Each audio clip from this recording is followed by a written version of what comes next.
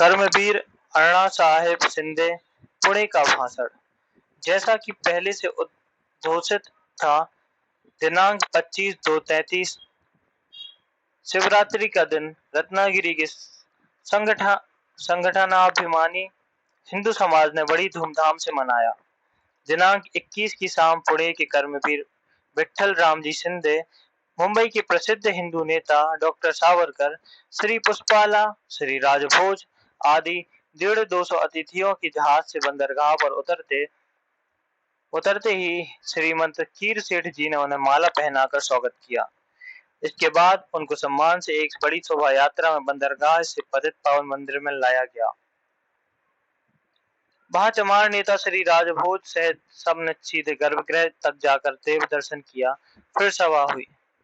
स्वातंत्र वीर बैरिस्टर सावरकर, श्री विट्ठल रामजी शिंदे आदि ने स्वागत भाषण किया।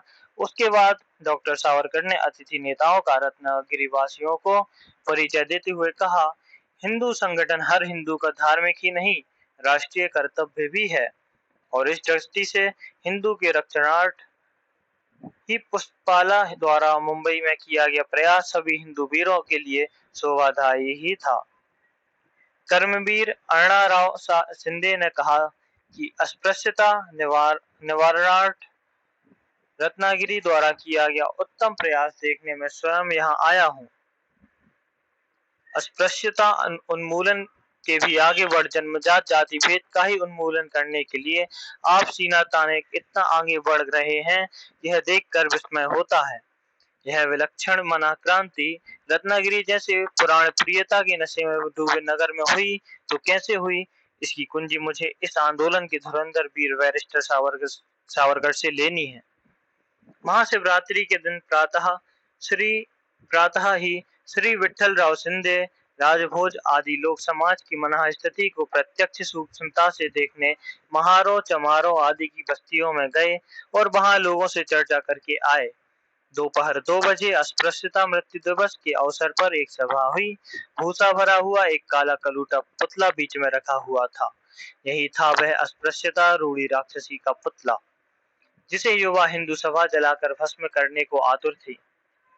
सारे नेता लोगों के आते ही स्वातंत्र वीर सावरकर ने तरुणों का आह्वान करते हुए भाषण दिया कि इस पुतले का दहन करने के पूर्व अपने अस्पृश्यता को अपने मन से ही नहीं अपितु आचरण से भी सचमुच में नष्ट कर दिया है। यह मैं गत 2 वर्षों से देख रहा हूँ, इसलिए मैं यह पुतला जलाने की अनुमति आपको दे रहा हूँ। अस्पृश्यता के माने हैं कुछ विशिष्ट जातियों को जन्म से ही न छूने का उन जातियों के सिर पर लगाया हुआ प्रतिबंध। वह रूढ़ी सन 1960 और सन 1930 से महार चमार मेहतर आदि ने न छुए जाने वाले हिंदू बंधुओं को आपने केवल सार्वजनिक स्थानों पर ही नहीं वरन 90% घरों में भी अन्य स्पृश्यों की तरह खुले रूप में प्रवेश देकर जन्मजात अस्पृश्यता को मृत्यु की ओर बढ़ाया है। उसी वर्ष से रत्नागिरी का जन्मजात अस्पृश्यता उन्मूलन का आंदोलन जाति भेद के ही उन्मूलन का आंदोलन हो गया है। अस्पृश्यों से जो छूत आड़े आती थी उसे तोड़कर अस्पृश्यों को सन 1930 से ही आपने पूर्व अस्पृश्य बनाया। अस्पृश्यता को तो जन्मजात जाति भेद नामक विष वृक्ष को मात्र एक शाखा थी और आप तो जाति भेद की जड़ पर ही सामाजिक क्रांति की कुल्हाड़ी मार रहे हैं। रत्नागिरी के तरुण हिंदुओं में से 90% तरुण सहभोज में प्रत्यक्ष हिस्सा लेते हैं। महार भंगी बंधुओं के साथ छुआछूत छोड़कर प्रत्यक्ष खान पान करने वाले ये युवा केवल सैद्धांतिक ही नहीं अपितु आचरण में भी रोटीबंदी तोड़कर दिखाने वाले हैं। इस तथ्य को मैंने परखा है। मालवीय जी केलकर के हाथों का पानी नहीं पीते। ऐसी स्पृश्यों के बीच चालू अस्पृश्यता को उसी पोती जाति भेद को तुम रत्नागिरी के हिंदू युवा प्रत्यक्ष में नष्ट कर रहे हो। इसलिए तुम्हें यह अस्पृश्यता का पुतला जलाकर उस रूढ़ी की रत्नागिरी की सीमा में ही सही मृत्यु घोषित करने का अधिकार है। तुमने पहले कर दिखाया, फिर देश को बता रहे हो कि रत्नागिरी ने एक राष्ट्रीय प्रश्न को अपनी सीमा में ही सही हल कर लिया है। रत्नागिरी नगरी अस्पृश्यता के पाप से मुक्त हो गई है। यह उद्घोषणा इस पुतले में लगी आग सारे देश में घोषित करें। इस आग में यह पुतला ही नहीं, अपितु तुम्हारे मन का 7,000 वर्ष पुराना वह दुष्ट संस्कार भी जलकर राख हो जाए। इस आशय का बैरिस्टर सावरकर का भाषण होते ही एक भंगी, एक ब्राह्मण, दो लड़कों ने उस पुतले के दोनों पैरों को आग लगाई। कितनी अर्थपूर्ण विधि थी वह। अस्पृश्यता ऊंच नीच के बीच में ही नहीं, नीच नीच में भी चालू है। उसके अस्तित्व के दोनों ही दोषी हैं, अतः उसका निर्मूलन भी दोनों के सहकार्य से किया जाएगा, तभी वह स्थायी होगा। जन्मजात अस्पृश्यता राक्षसी का पुतला दहन होते समय बैंड, ताशे, ढोल बज रहे थे। उस दृश्य को चारों ओर से घेरे हुए हजारों हिंदू भंगी से लेकर ब्राह्मण तक हिंदू धर्म की जय की घोषणा करते रहे। वह दृश्य कभी भी ना भूलने जैसा था। फिर बड़ी भारी शोभा यात्रा निकाली गई। पालकी में भगवान की पादुकाएं भंगी नेता और ब्राह्मणों ने मिलकर रखी। शोभा यात्रा में कुंडलिनी कृपाणांकित भगवा हिंदू ध्वज लेकर चलने का सम्मान एक मजबूत भंगी बंधु को दिया गया। सबसे आगे महारों का हिंदू बैंड और एक बड़ा चित्र गाड़ी पर बांधा हुआ था। उसका नाम था अस्पृश्यता हनन। उसमें एक और एक महिला को एक सर्प ने पैर से लेकर कंठ तक लपेटा हुआ था। उसका चेहरा बेबल भयभीत था। यह महिला थी 7 वर्ष पूर्व की रत्नागिरी नगरी की, जिसे अस्पृश्यता की नागिन ने बांध रखा था, और पड़ोस में ही वही महिला उसी नागिन के लपेटे से मुक्त होकर भाले से उसका फन को चल रही थी। यह आज की रत्नागिरी थी। उस शोभा यात्रा में 5,000 भंगी ब्राह्मणों का एक चित्र समुदाय भागेश्वर मंदिर के मैदान में जमा हो गया और वहां उन हिंदुओं की सभा हुई। पहले एक भंगी कन्या ने स्पृश्य समाज को इंगित करने वाली एक प्रार्थना गाई। उसमें मंदिर खुले रहने की विनती थी। उसका मुखड़ा था, मुझे देवता के दर्शन लेने दो, नजर भर मुझे उसे देखने दो। यह करुण गीत सुनकर जिसका गला न भरा हो, ऐसा आदमी खोजे नहीं मिल सकता। फिर एक महार कुमार ने संस्कृत बाड़ी में गीताध्याय सुनाया। उसके बाद जिस व्यक्ति ने लाखों रुपए खर्च कर पतित पावन का हिंदू मंदिर बनवाया और इस तरह रत्नागिरी के हिंदू संगठन को आकार प्रदान किया तथा अपना भागेश्वर मंदिर भी पूर्वास्पृश्य हिंदू बंधुओं के लिए खुला कर दिया, उस साधुशील श्रीमंत भागोजी सेठ कीर को रत्नागिरी के प्रौढ़ एवं प्रमुखतम नागरिकों से लेकर छात्रों तक के 1,500 से अधिक हस्ताक्षरों का अभिनंदन पत्र सभा के अध्यक्ष कर्मवीर श्री अन्ना साहेब शिंदे के हाथों समर्पित किया गया। श्रीमंत कीर सेठ ने कहा कि हमने जो किया वह ईश्वर कार्य समझकर किया। मेरे हाथ से हिंदू जाति की जो सेवा हुई वह आप स्वीकार करें और जो सुधार हुए उन्हें दृढ़ता पूर्वक बनाए रखें। तात्याराव रत्नागिरी से चले भी गए तो भी कदम पीछे न पड़ने दें। अपने भाषण के अंत में अध्यक्ष श्री अन्ना साहेब शिंदे ने कहा, रत्नागिरी के सामाजिक परिवर्तन की सूक्ष्म जांच जो हमने की, उसमें मैं बिना संकोच कह सकता हूं कि यहाँ घटित हुई सामाजिक क्रांति वास्तव में अपूर्व है। सामाजिक सुधार का कार्य मैं जीवन भर करता रहा। वह कार्य कितना कठिन, कितना दुरूह, मैं भी कई बार निरुत्साहित हुआ। ऐसा यह कार्य केवल 7 वर्ष में रत्नागिरी जैसे नगर में, जिसने रेल फोन का अभी तक मुंह भी नहीं देखा, ऐसे पुरातन पंथियों के छोटे किले में आप हजारों लोग जन्मजात अस्पृश्यता का उन्मूलन कर आज जन्मजात जाति भेद का ही उन्मूलन करने सज्जित हुए हैं और भंगी आदि धर्म बंधुओं के बराबर बैठक बेखटके सहासन, सह पूजन और सहभोज आदि सारे सामाजिक व्यवहार खुले रूप में कर रहे हैं। यह मैं देख रहा हूँ। इस सबसे मैं इतना प्रसन्न हूँ कि यह दिन देखने के लिए मैं जीवित रहा। यह बहुत अच्छा हुआ, ऐसा मुझे लग रहा है। मैं किसी का स्तुति पाठक होना नहीं चाहता, परंतु जिस स्वतंत्रता सेनानी ने अपने अज्ञातवास के केवल 7 वर्ष की अवधि में यह अपूर्व सामाजिक क्रांति कर दिखाई, उस सावरकर पर मैं कितना गर्व करूं, मुझे समझ में नहीं आ रहा। कल से मैं देख रहा हूं आप हजारों नागरिक, विशेषतः युवा, उन पर कितना विश्वास प्रदर्शित कर रहे हैं, परंतु आप सब में खरा युवा यदि मुझे कोई दिख रहा है, वह हिम्मत वाला बहादुर सावरकर ही है। मुझे यह भी कहने में कोई संकोच नहीं है कि अच्छा हुआ सावरकर को अज्ञातवास मिला, अन्यथा यह सामाजिक सेवा करने के लिए ये महोदय जीवित रहते या नहीं, यह आशंका ही थी। सावरकर बंधुओं के प्रति हम में पहले से ही बहुत आदर है और इसीलिए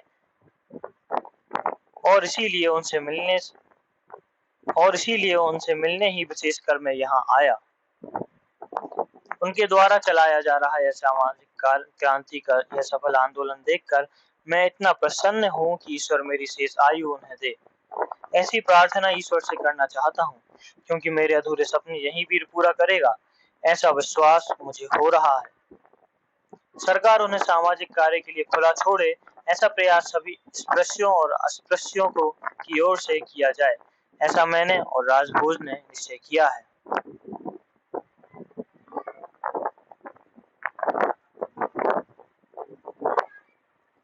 अंत में स्वतंत्रता सेनानी ने अपने ओजस्वी भाषण में कहा कि कुछ भी कहीं हो नहीं रहा था, उस हिसाब से यह परिवर्तन ठीक रहा, परंतु जो होना चाहिए उस हिसाब से यह कुछ भी नहीं है।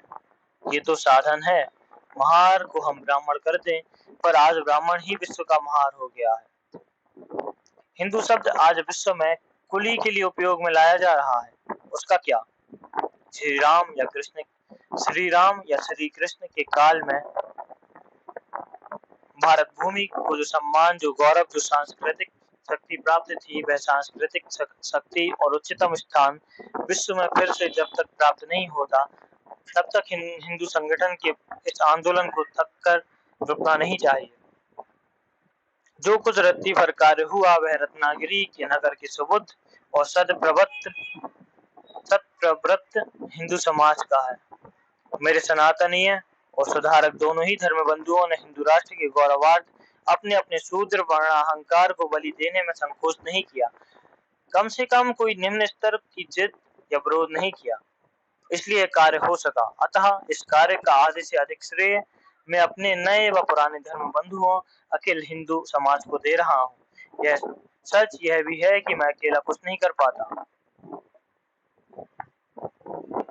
बैरिस्टर सावरकर का भाषण समाप्त होते ही हम तुम सब हिंदू बंधु यह एकता गीत पूरी सभा ने एक स्वर से गाया और यह अस्पृश्य मंदिर में ईश दर्शन करने गए। इधर उधर सब ओर से हिंदू धर्म की जय, सावरकर बंधु की जय नारे गूंजने लगे। समाज का उत्साह ज्वार की तरह ऊपर उठता रहा। विशाल सहभोज। दूसरे दिन दिनांक 23 को पतित पावन मंदिर में विशाल सहभोज आयोजित हुआ। प्रातः 11 बजे से दोपहर 4 बजे तक पंगतें बैठती उठती रहीं। महार, भंगी, मराठा, ब्राह्मण, चमार, भंडारी, सब जातियों के वकील, विद्यार्थी, अधिकारी, किसान, सभी वर्ग के छोटे बड़े 1000 से अधिक नागरिक सहभोज में मिले जुले भोजन कर गए। हर पंगत के प्रारंभ में हम रोटी बेटी बंदी की बेड़ी क्यों तोड़ रहे हैं, यह बैरिस्टर सावरकर स्पष्ट समझाते थे और फिर निम्न संकल्प सब लोग दोहराते थे। जन्म जात जात्युच्छेदनार्थम अखिल हिंदू सहभोजनम करिष्ये। संध्या समय मुंबई के प्रसिद्ध व्यायामचार्य श्री रेडकर एवं हरिश्चंद्र लश्कर आदि की मंडली ने व्यायाम की करतब दिखाए। रात में ही गोधड़े बुबा के शिष्य चंद्र भानु बुबा का कीर्तन हुआ। इस अवसर पर बहुत भीड़ हो गई थी। इस सारे महोत्सव का व्यय श्रीमान भागोजी सेठ कीर ने वहन किया। सत्यशोधक, रत्नागिरी, 5 मार्च 1933।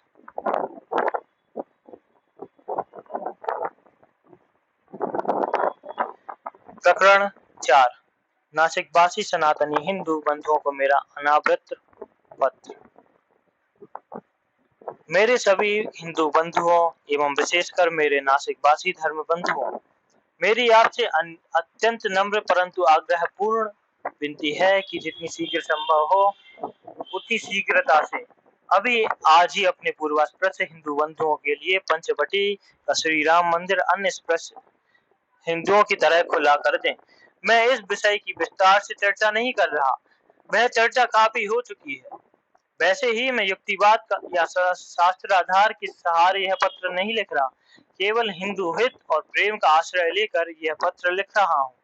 दूसरे किसी मंदिर के संबंध में मैंने ऐसा पत्र कदाचित लिखा ना होता।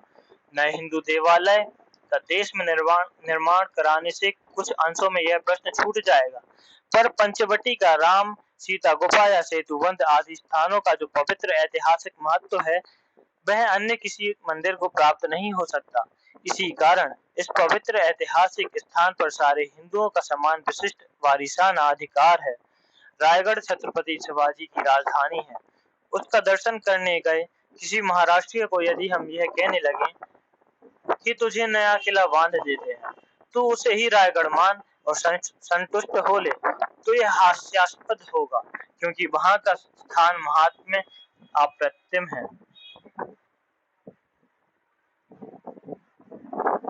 वैसे ही जहाँ राम वनवास अवधि में रहे, जहाँ सीता रही, जहाँ कौरव पांडव लड़े, जहाँ गीता का उपदेश दिया गया, ऐसे ऐसे जो ऐतिहासिक देवस्थान तीर्थ क्षेत्र हैं, वे सारे अप्रतिम हैं।